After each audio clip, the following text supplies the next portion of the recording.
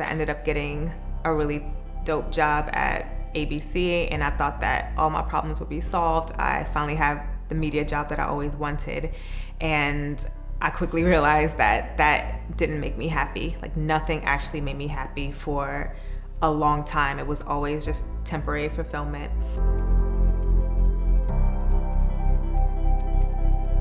My name is Elyse Fox. I'm a filmmaker and the founder of Sad Girls Club. I'm originally from New York City. I was born in the Bronx and raised in Brooklyn. My mom is Caribbean and my dad is American. That caused a really strict household growing up. I was taught in the household, you don't cry outside. Like, whatever happens in this house stays in this house.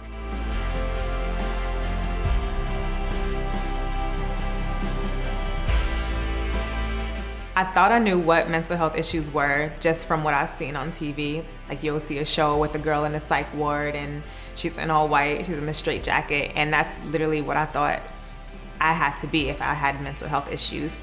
So I didn't really make the connection because there weren't images of girls who looked like me or who were going through just like really bad long days the same way that I was. So it wasn't until I was an actual adult that I made the connection.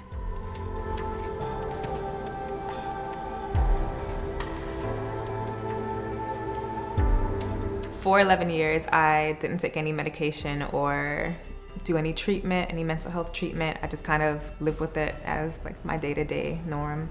It wasn't until I was 23 that I sought help. I had my first suicide attempt while living in Los Angeles.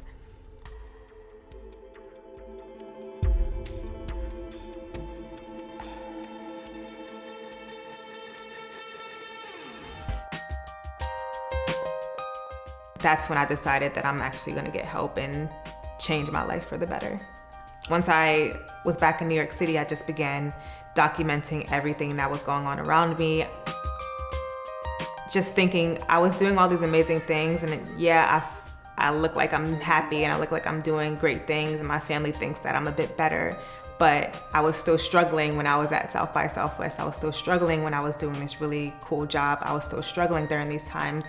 And I changed the narrative a bit to be more real and to just start a bigger conversation. It was my way of coming out to my family about my depression. And I released that film in December of 2016. And that's where Sad Girls Club was born.